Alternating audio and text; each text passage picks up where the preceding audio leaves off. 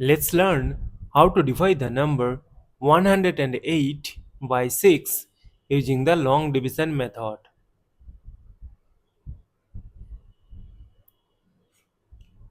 See that 1 is less than 6. That is why we will consider the number 10.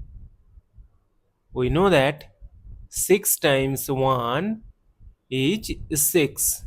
Subtract from 10, we get 4. Now this 4 is less than 6. That is why we need to bring down this adjacent 8 here. And we know that 6 times 8 is equal to 48. Subtract, we get 0. As we get the number 0 and we have no number to bring down here, so we will stop.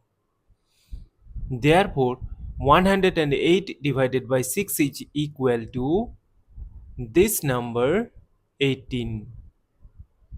And this is our final answer. Thank you for watching. Please like, share and comment on the video. Also do subscribe the channel.